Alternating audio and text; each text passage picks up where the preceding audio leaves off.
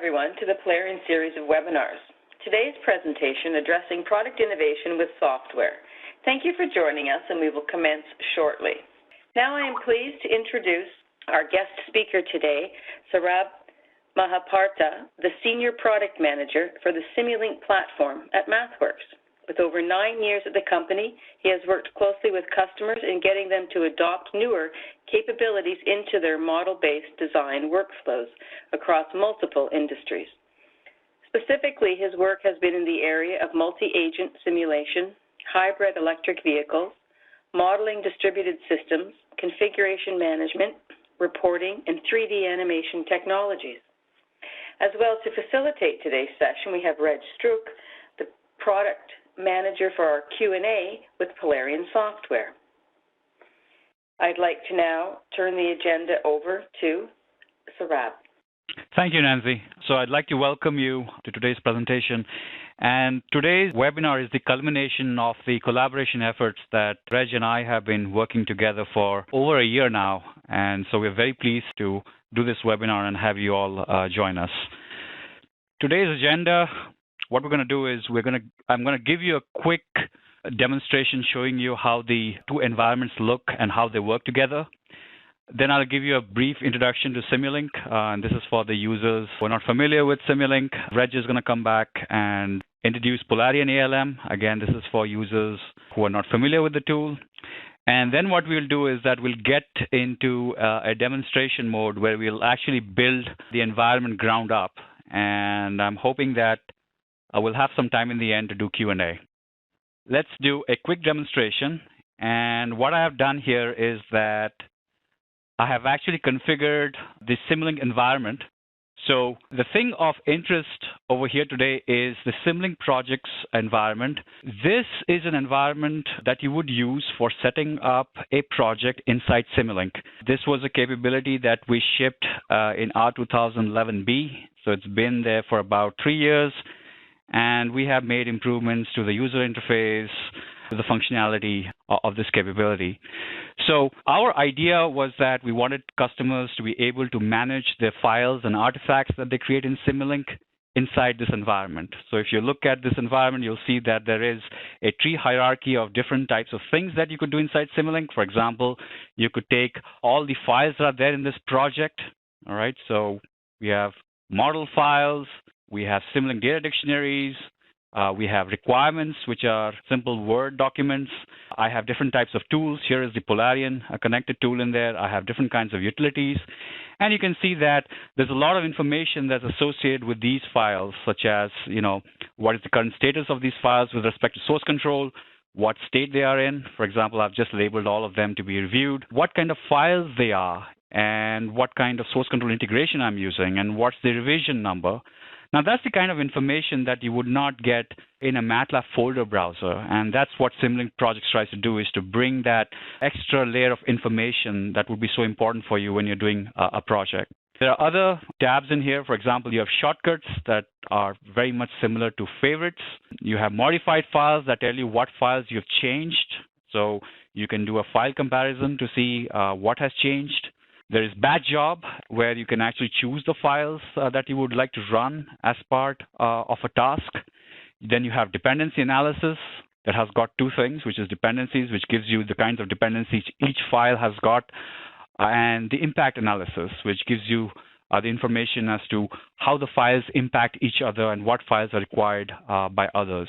Now, this is the kind of information that's very specific to the Simulink environment, but this is the kind of information that you would need in order to put together a team-based environment, because you would have multiple files and you would have different parallel users working on each one of them.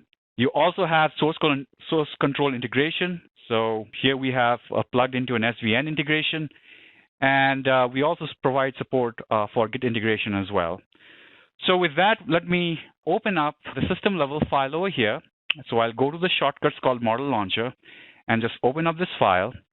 And what I'm going to do is that I'm going to find out what requirement this particular subsystem, which is the fuel rate controller, is linked to. And I'm going to right-click on it, and I'm going to go down to Polarian, and this is where the Polarian connector, or the connectivity to Polarian ALM, would be established. And when I go down here, I see that there's already a link to an existing work item in the Polarian environment. And I'm going to go ahead and click that.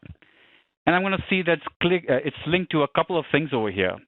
So this, I know, is a requirement that it is linked to. So let me just log in. And this is a requirement that was created inside Polarian.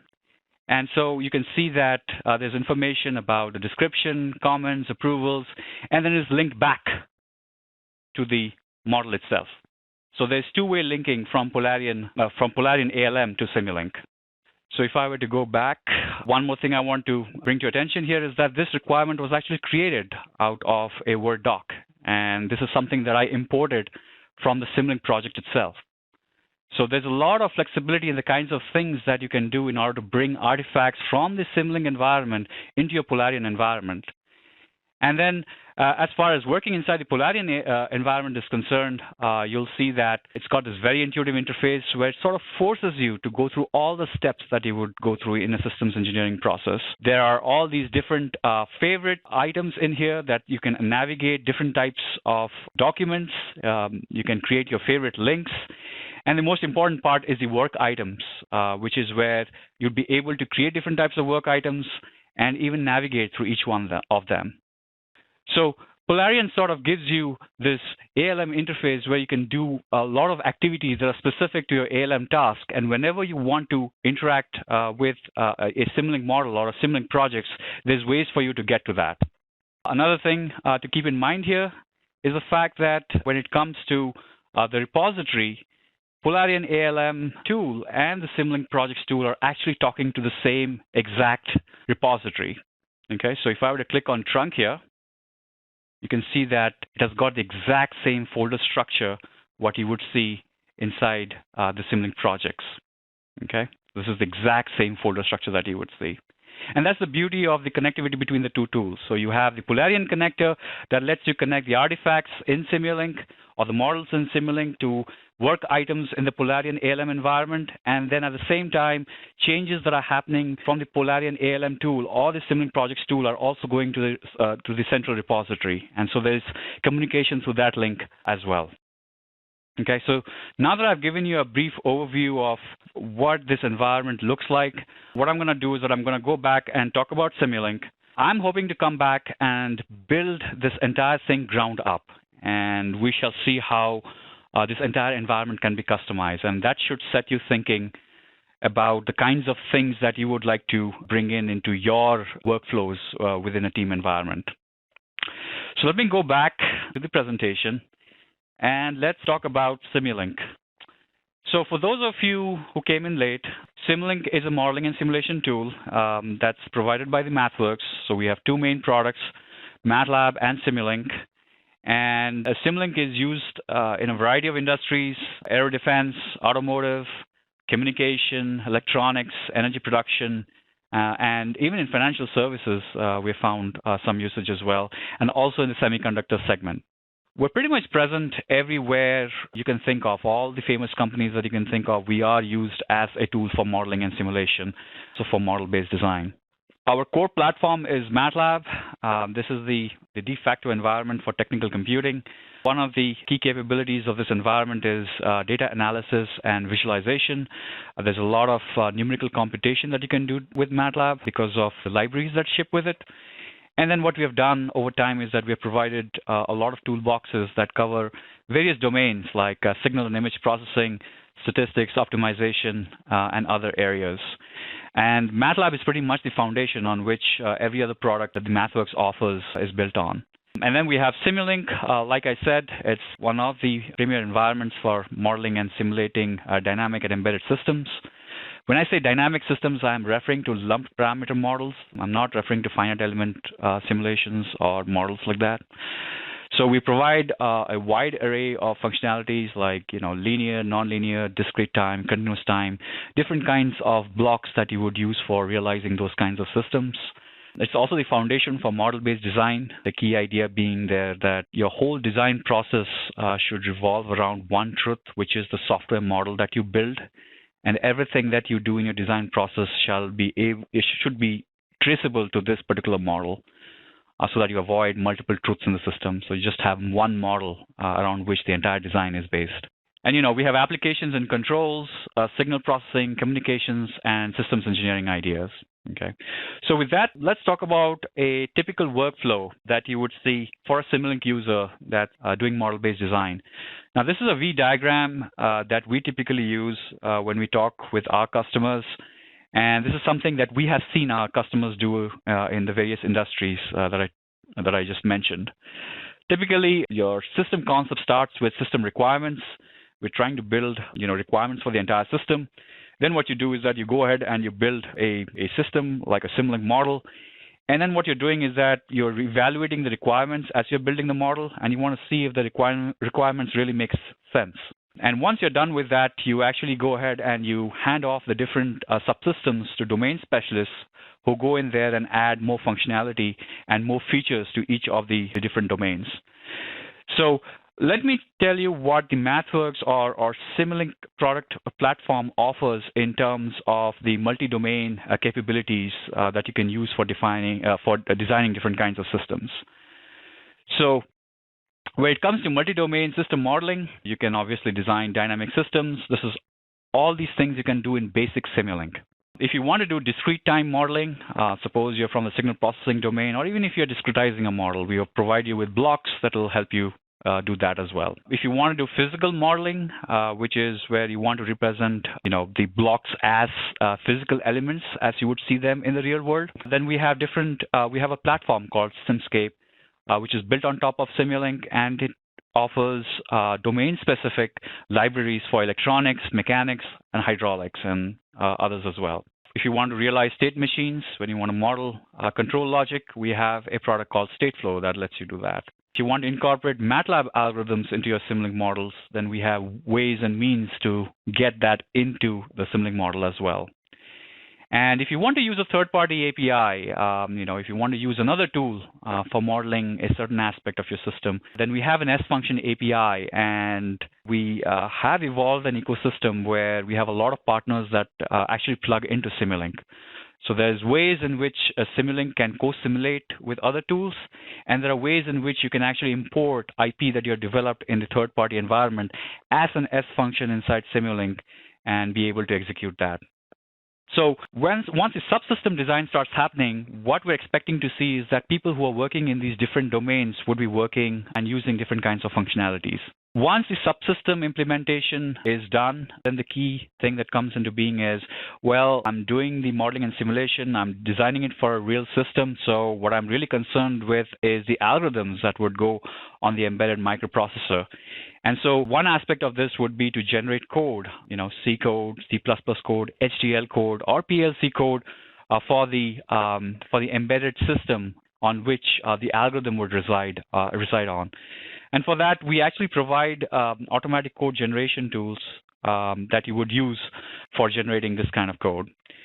And once you've generated this code, that's not done.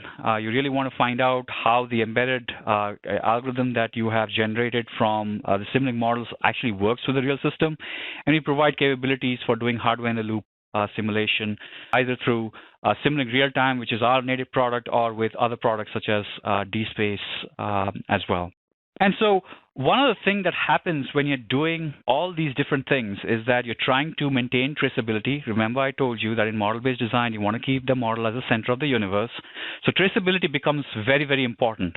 And that's something that you'll see in the Polarion connector as well, is that I'm trying to link the requirements and the models whenever I'm doing something. And so as you go through this V process, you actually end up creating a lot of process artifacts. It's the cost that you have to pay for development, right? So there'll be Simulink model files, there'll be MATLAB scripts, there'll be data files, there'll be Simulink data dictionaries, there'll be test vectors, documentation, C code, the C code that you generate. All kinds of files get created, and that becomes a big challenge for you when you're trying to manage that along with all the design tasks that you're doing, right? And so this is where we, the MathWorks, actually see the opportunity for our customers, is that one area that we think that you could derive a lot of benefit from is by using an ALM tool, and specifically the Polarion ALM tools that we think offers a lot of value for you, because we believe that all these artifacts do need to be managed, and how effective you are with doing that will also determine how good you are with model-based design. So with that, I'm going to ask Reg to come online and give us a brief intro on Polarian ALM. Discussion on model-based design and how that looks in Simulink. And in this portion of the webinar, what I'd like to do is first explain a little bit about Polarian and our ALM solution. As you can see from this particular slide, in the very center is representation of ALM, in particular Polarian. And what this indicates is it's a centralized platform that our customers have come to actually rely on. This we're looking at is a platform that manages all the development processes. You'll see the little concentric circles, and that's really what Polarian is specialty is that platform and how it manages the development life cycle of all these processes. This particular slide, there's three distinct flavors of Polarian solution. The first one was the Polarian ALM, which is the entire solution. Second is requirements management, which is RM. In a nutshell, what it is the Polarian requirements that manages specifically in the requirements and business analysts area. And you'll see that there's some concentric circles that are highlighted that are managed. But all the other concentric circles that are grayed out, based on our unified platform, are still related. And what's nice about it is that you've got complete traceability between all these. So, for example, the test and quality management, the right of the requirements management, has full traceability and linking from both bidirectional and a relationship of one-to-many and many-to-one.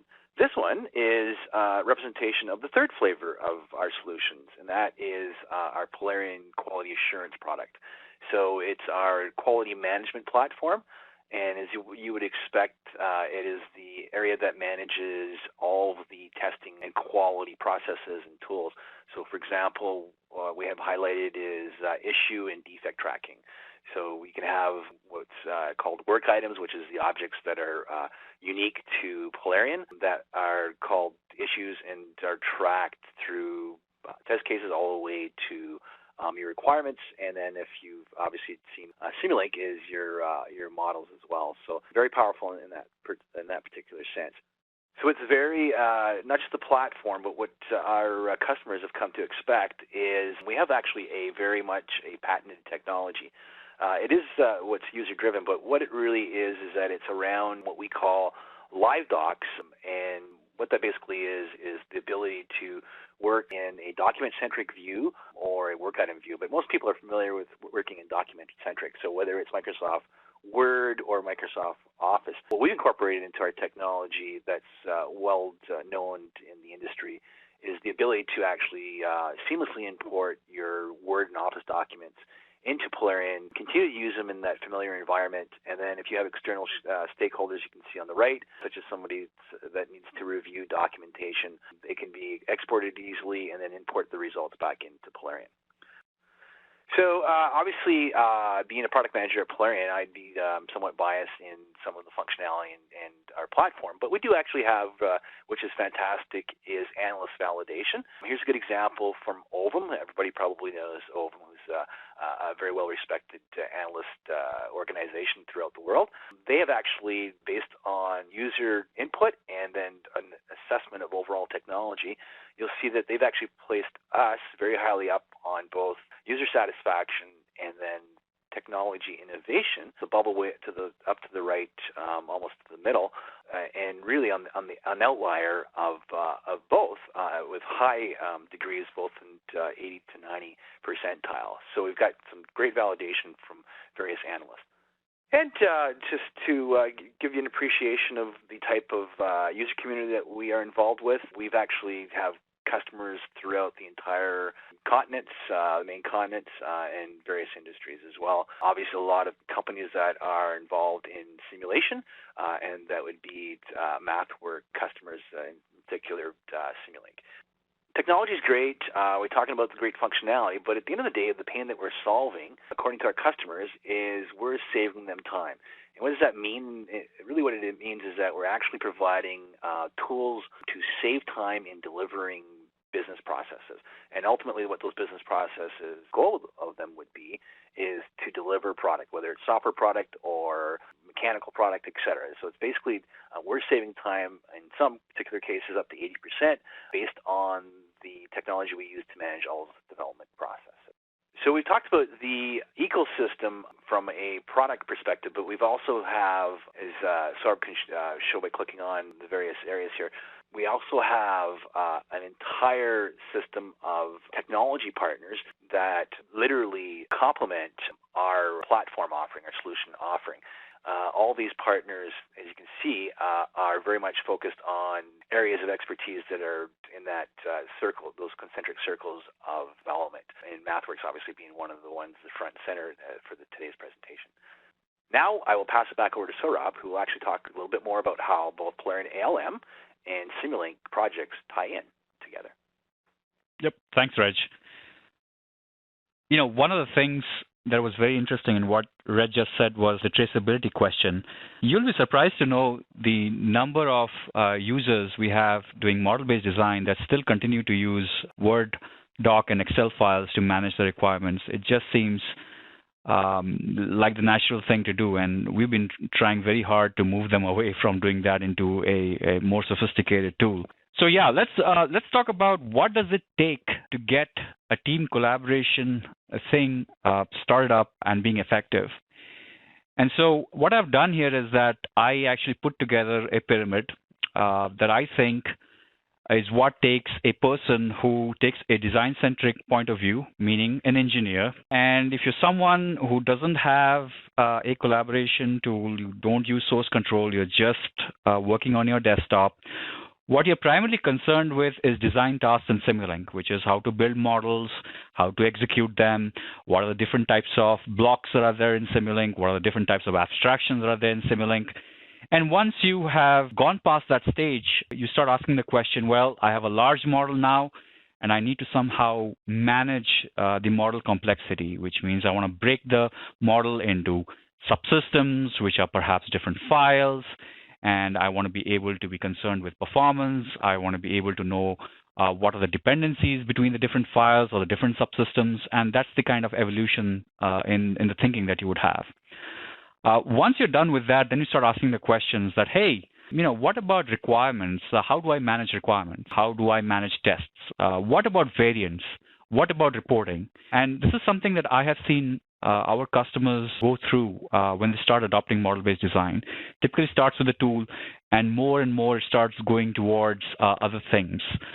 Once you're done with requirements linking to your models, the next thing that comes to your mind is that, well, I want to manage revisions. And that's where the source control questions come in, is that how do I take Simulink and integrate it with a source control system? And once you get past that, then bigger questions come in, is that, I want to talk about managing requirements and managing the various tests, not just linking to tests. I want to configuration manage my development, right? I want to be able to have release management. And so as you start progressing from being the design engineer who's focused entirely on Simulink towards more and more sophistication into how you want to manage your models and then people and then processes, you're basically taking an ALM-centric point of view. And hence, you need to have these 2 point of views in order to be able to get, effective team collaboration to really happen.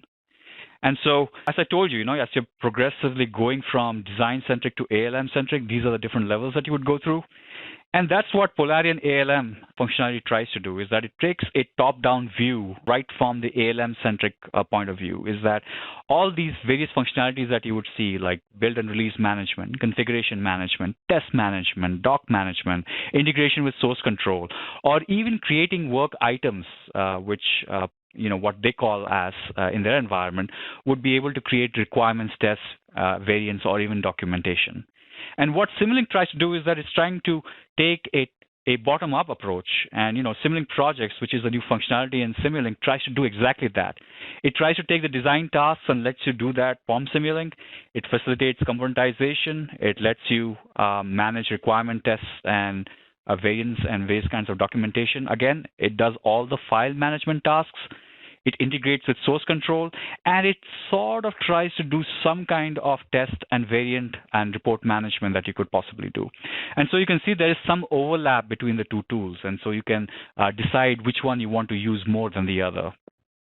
So when you look at the aim of Simulink projects, and if you look at the aim of Polarian ALM, one of the things that Reg and I have talked about deeply is that what we want to do is we want to promote a consistent environment that standardizes workflows. If you're inside the Simulink environment, we want to force everybody in the team to see the same set of files, see the same set of folders, see the same environment, and we sort of be forced to follow sort of rules that sort of brings the team together. But if you go beyond Simulink and you're doing ALM tasks, we also want everybody in the ALM world to see the same standardized environment as well. Okay, so workflow standardization, environment standardization, I think, is the first prerequisite to basically getting the team to work together. And of course, you have management of well-defined files or work items, and sharing of information and knowledge retention is something that we always run into. You have this project that is fantastic in the way it runs, and then suddenly you move to another project on all the best practices that you learned in terms of, utilities or design patterns that you learned. It's all forgotten. And the last one is integration with source control tools, because the source control integration problem is an important one, because increasingly we are beginning to see, even with our users, even with our Simulink users and in the industry, that the source control functionality is increasingly commoditized. And what that means is that you have tools like Subversion and Git that can give you the functionality that any of the proprietary tools out there that can offer. So since the source control integration, since the source control problem has been solved, we're not going to reinvent that, but we're definitely going to connect to the tools out there. And so let's talk about the connectivity, because we have two environments, right? So I talked about the Simulink project environment, which is inside Simulink, and then I have the Polarian ALM environment. There are two ways in which these two environments talk to each other. The first one is through the Simulink Polarian connector. What the Simulink Polarian connector does is that it uses the requirements management interface from Simulink. There is a tool called Simulink Verification Validation that enables this interface to get activated in Simulink. And so what the Polarian engineers have done is that they've written this connector that lets you link models to work items in Polarian ALM, and at the same time be able to trace back from Polarian ALM into the Simulink model. That's one level of connectivity that you get. And when I say work items, I'm not just limiting myself to requirements. I also am thinking of test cases. I'm thinking of change requests. I'm thinking of issue gecs that you would create, different types of work items that you would define inside your Polarian ALM.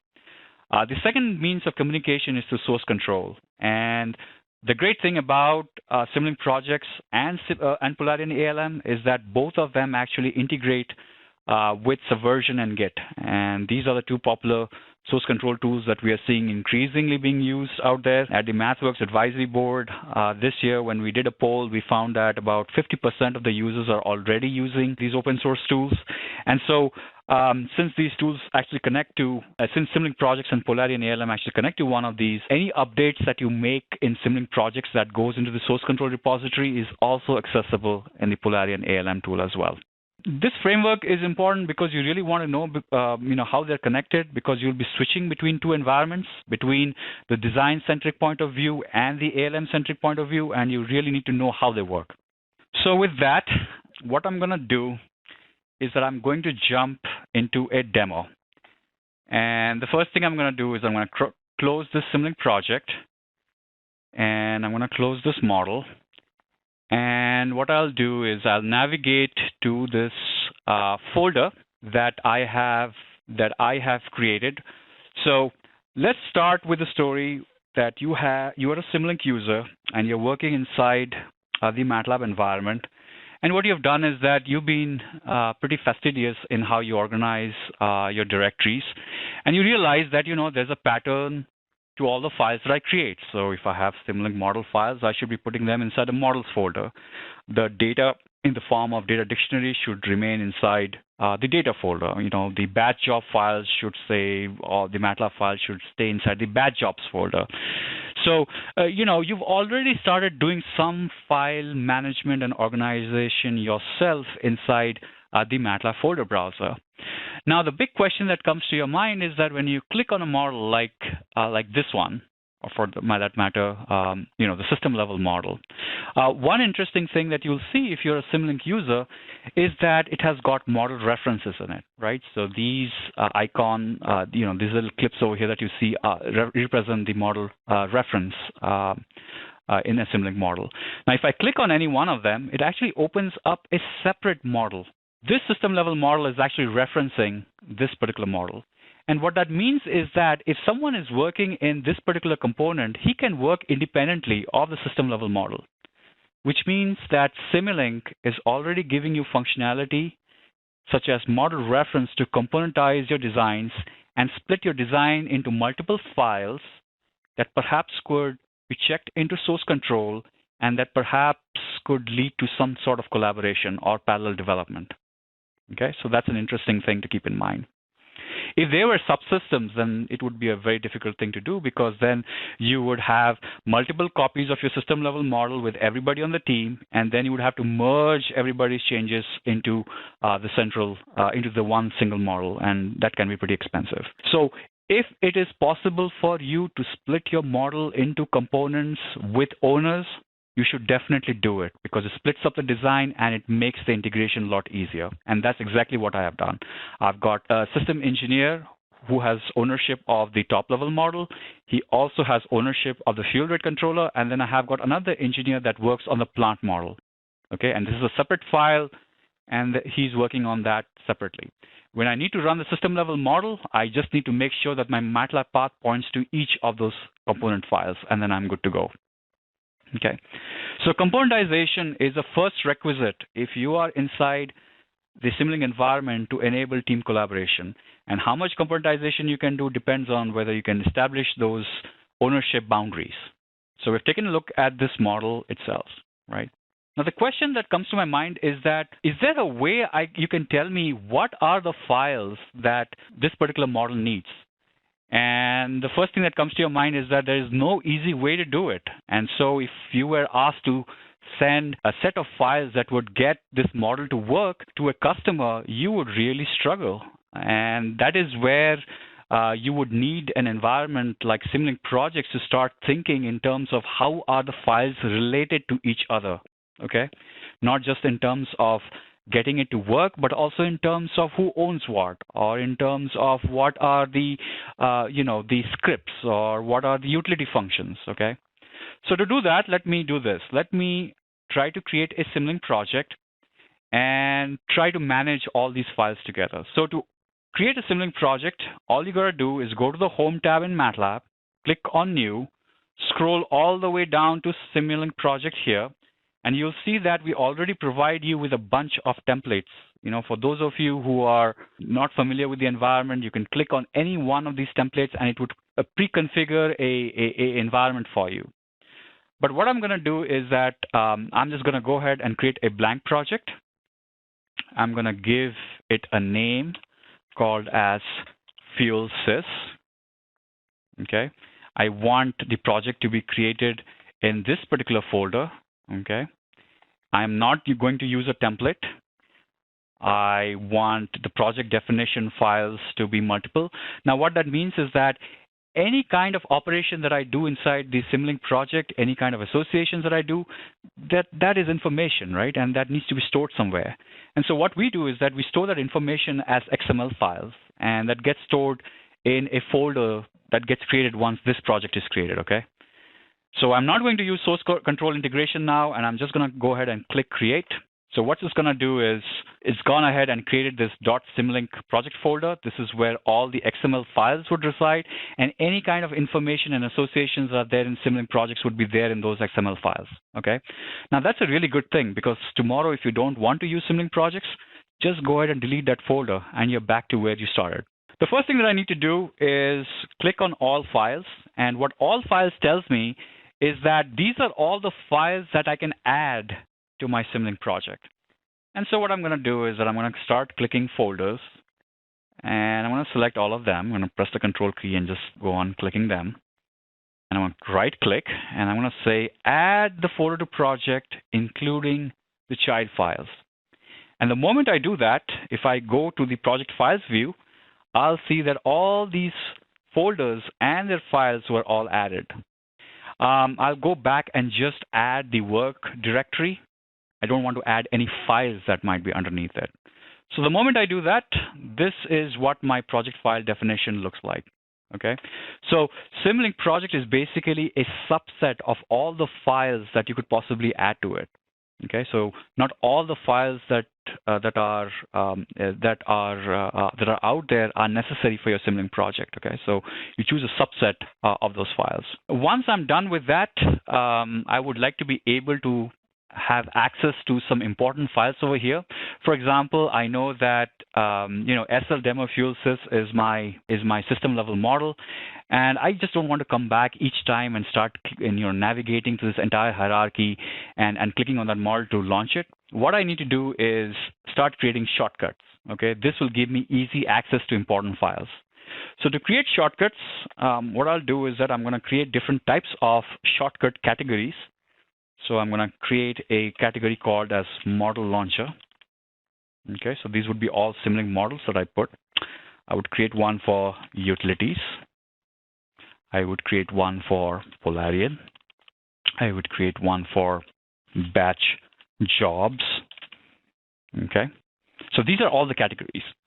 And then what I'm going to do is I'm going to click on the project files, and I'm going to right-click on this file and say, create a shortcut and put it under Model Launcher. I can also start creating multiple files now. Go and expanding each one I can take. And I can say, create shortcut, Model Launcher. These are all batch jobs. Control, select them all, create a shortcut, and I'm going to put them as batch jobs. When it comes to the tools, I'm going to select a couple of files here that I think is important when it comes to running the Polarian connector. And then I have the startup file. I can just right click on this and I can create a shortcut for Polarian as well. Okay. When it comes to utilities, I'll choose setup project. This is a script that I have written, and all that it does is that it adds the MATLAB path, which is there in the project paths folder, in the project paths file. So all I've done is that I have a set of folders that I would like to add to the MATLAB path, and I run this particular script at the very beginning of the project. Okay, so I add that and this to utilities. And now once I have done that, I should be able to go to the shortcuts view, and I can see that all these things that I added are all available here. So if I want to launch the system level model, I can just click on it and I would be able to access it. If I want to access the Polarian settings dialog from inside Simulink projects, I could just click on that and I could launch that as well. And if I wanted to modify any of these scripts as well, I can just do it from there itself. So once I've added the shortcuts, I would also like to add some shortcut actions that would get activated when things happen inside the Simulink project. Okay, so one thing that I'll do is that I'll create a shortcut action and say that launch this particular script at startup and launch this one at shutdown, because I want to add the MATLAB paths to the folders that this project needs. I will do that at startup, and then when I exit the project, I would clean up the MATLAB path. Path management is one of the #1 problems that our users have when it comes to managing large Simulink projects. The other thing that I could do is that since these are batch jobs, I could also add a shortcut action calling them as batch jobs. What I could do, I could just close this project now and relaunch it from this shortcut that you see. So this is the .prg file. If you just click on it, it just opens up a Simulink project. I don't know if you saw it, but it did set up the project, and all the paths have been set for this project to run. So this is how the shortcuts would work. And let's take a look at batch jobs. These are all the files that are available in my project. I could select a batch function. Again, these are all the batch jobs that I already added in my shortcuts. I could just say check code problems for all the MATLAB code that's there in this project. You can run a batch job, and then it would tell you that all the MATLAB files, you could actually see them, that there are no problems that were detected on any one of them. Okay, so you could run scripts on a set of files and get results if you liked. So once you're done with that, the next thing that you could also do is also add labels. So let's talk about labels a little bit. So one of the things that I would like to do is that I would like to add status to this particular file. What I could do is that I could click on labels and say that this is a file that has been approved. So I would just drag this and just say approved. And then everybody on the team, if they're all connected to source control, would actually see that status as approved. I could actually go ahead and do all kinds of interesting things over here. So I could just call this a convenience artifact as well. So if I do that, that would change the classification from an artifact to convenience. And I could also create my custom labels as well, right? So I could go ahead and create a new category and call this as owners. I could call this a single valued. And then I could go ahead and add, Saurav as one author, and I could also add Reg as the owner as well. And then what I could do here is that I could just say that Saurav is the owner of SL Fuel Demo, the system level model. And when it comes to the plant, it is Reg that is the owner of that particular model, right? So it is now connected into source control. Everybody on the team would know who the owners are. Okay, so it's sort of implicitly established a ownership over there. Now that I'm done with all of this, the next question that comes to your mind is that, well, what is the dependency between all the files that are there in this project?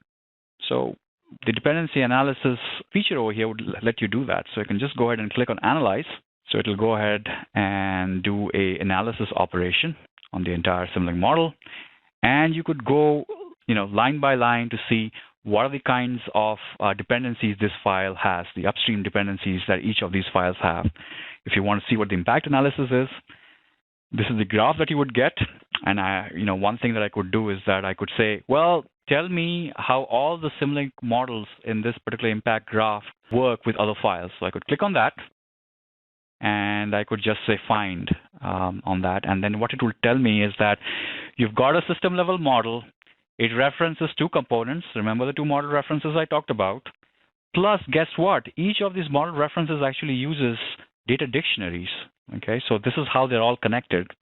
And so tomorrow, if you had to send this file out there, you not only would have to send the component files, but you also have to send the data dictionary files that are required by this project.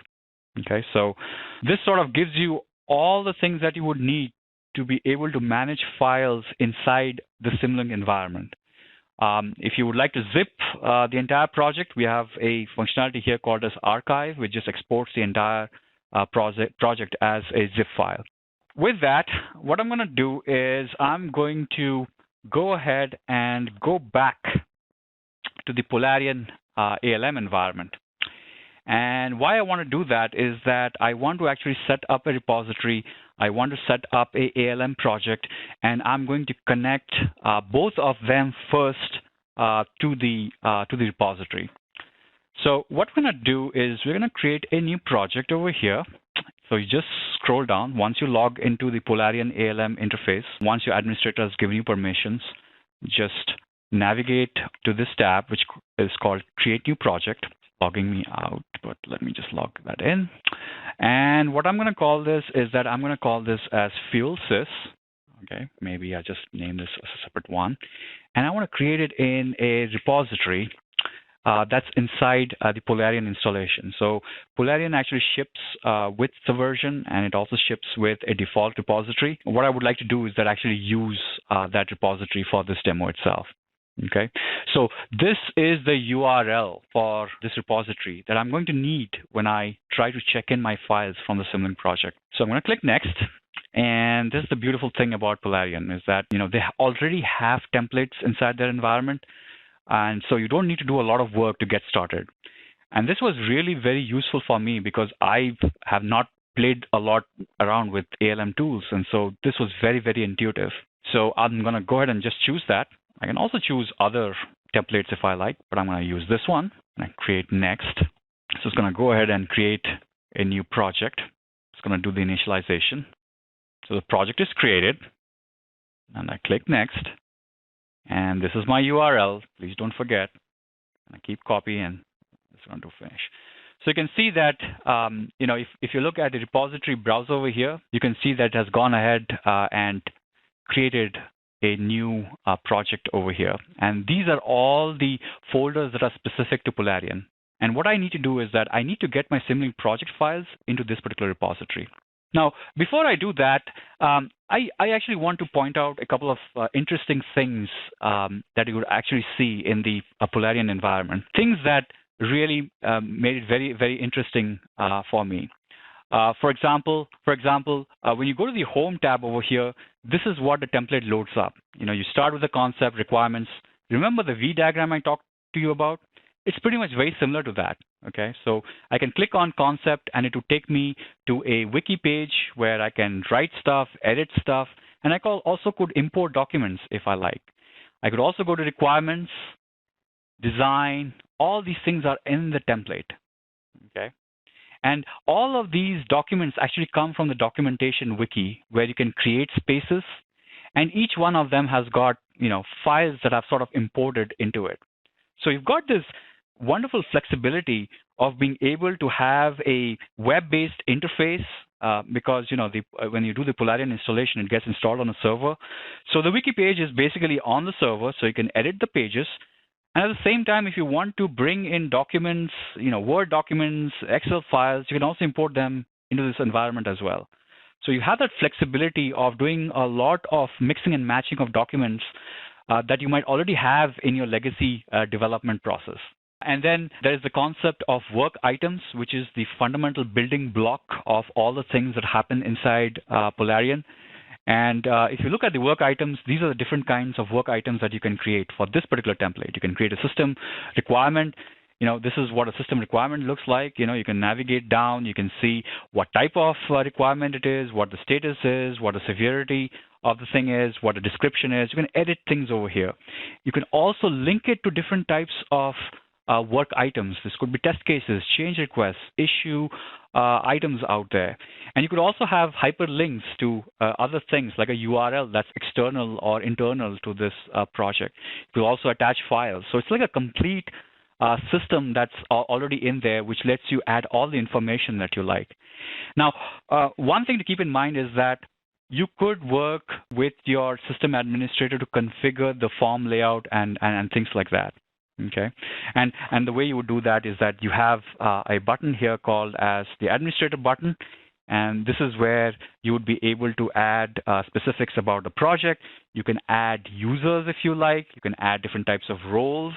You could also specify the kind of access that you want to provide for the different types of things over here, and you could also provide permissions management as well. Okay, so you have this environment. And so what I'm going to do is that I'm going to go ahead and add the same project to the Polarian environment, okay? And I'm going to go ahead and just validate it. It's going to ask me for a password. This is going to be the same password that was set in the Polarian project for myself. I'm going to choose trunk. I'm going to click OK. I'm going to do convert. And the moment I do that, it'll take all the files here and mark them as ready for check-in into source control. And if I open the project, I'll have a new view called as the modified files view. So this is the repository location. It's the exact same location where the Polarian project was created. If I click on modified files, I would just label them all for review and just commit all of them and just say that this is version 1.0, and I would just submit them. So the moment I submit them, this is all checked in. I can now go back to the repository browser over here and see that in Sandbox, in Fuel Systems, under Trunk, it's the exact same thing that I just saw inside the Simulink environment. So that's the first connection that we have established. So let's now go ahead and get the Polarian connector started, okay? And the way I'm going to do this is that I'm going to go to Shortcuts, and I'm going to launch my system level model, and I'm going to use the Polarian connector. So the way the Polarian connector works is that it's a zip file. It's a folder that you actually download from polarian.com, and you add that folder to the MATLAB path, and basically the entire Polarian configuration gets initialized at MATLAB startup. Okay, that's an important thing to keep in mind. So in this particular case, it's already initialized. And what I'll do is that I'll just go to Tools, and I'll go to Polarian Settings. And I'm going to make sure that this is the server URL. My username is, as you see, I have the FuelSysDemo12. And anytime I create a new work item inside the Simulink environment, it'll be a system requirement in the Polarian ALM environment, and I'm going to save this. Okay. And so what I'm going to do is that I'm going to try to see if I can go ahead and link this one to an existing Polarian environment, Polarian requirement. Okay, so I'm going to query this for system requirement. Now this is an ID that is actually used inside the Polarian ALM tool. So if you go to the administration and settings, and if you look at the types, this is the key ID that you need to keep in mind. And so if I do a search for this, this tells me that these are the different types of requirements that are available for linking. So I'll just go ahead and link this. So the work item is successfully linked. And if I right-click on this and I say open this work item, it'll take me exactly to that work item that's there inside Polarian. And if I were to say, well, which is the Simulink model that links to this, it'll actually bring me back to this particular model. Alternatively, what I could do is that I could also create a requirement from inside the Simulink model. I could just say, hey, you know what? I just want to publish this as a requirement. And so what's going to do is it's going to create a new requirement for me already to start working on it. So you can link to an existing requirement, or you can use a Simulink model as a starting point to start creating a requirement. Okay. So once these linking between the requirements and the test cases are done, then you're pretty much all set, because as long as you maintain traceability between the models and the different artifacts that you want to connect to inside the Polarian ALM environment, whatever you do inside the Polarian ALM environment now is connected to that as well. Okay, so that is how the two tools would actually work together. So that's pretty much all I had for today's presentation. And so what I'm going to do is sort of go back and do a quick recap. So I showed you how projects works. There's dependency analysis. There's source control integration. Again, we have model compare and merge tools that are integrated with Simulink. And then I actually showed you all the user interface and the configuration, administration, and the work items linking. That is all that you would need to get yourself started with Simulink projects and Polarian ALM. And so the next steps that I would advise you to do is, if you have questions, get in touch with Reg from Polarian. If you have questions on Simulink projects, I'm there. Here are a couple of links that you should try to Google. So if you want to take a look at the Polarian connector for Simulink, this is the download page. There's a nice little video that lets you get started with it. You also have information on Polarian ALM, and then I also have a page on Simulink projects that pretty much walks through all the steps that I just showed. You all have to just Google Simulink projects, and that should get you to this page, and you should be all set with that. With that, I think I'm pretty much done with the webinar, and so I don't know how much time we have for Q&A, but I'm going to open up the floor to questions.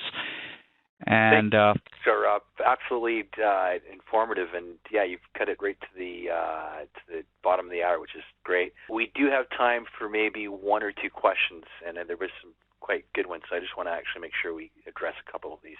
As sort of mentioned, though, is that you can definitely contact us by email afterwards, and we'll be no problem in answering or attempting to answer your questions. You mentioned about where you can get the integration off of our website, so that question did come up, so that's great. Another one, though, here is talking about linking, and the question is, can you link multiple Simulink models to a Polarian requirement? The answer is yes. You can also link a single Simulink model to multiple Polarian work items. Yes, great, good, okay, good. Next question, very quickly. You showed the manual process for linking. Is there an automated process? So yeah, we actually manually linked the Simulink model to requirement, but you can actually just set up in our administration module that you can automate that process. So yes, there is actually some scripting that we can provide in the administration module. So yes, you can automate it. What's to note, obviously, as Saurabh pointed out in the informative demo, is that you have to know what the ID numbers are of the work items. All right, so one more question possibly here. Showed shared projects. Who supports the projects when shared with SVN? Was that SVN? Okay, I see what it's. So the question is that the SVN projects that we share, who supports those? I can answer that, Saurabh. We actually support Subversion at Polarian. So if you have any questions about how to set up or any of the questions around source control around Subversion, please don't hesitate to contact us about it.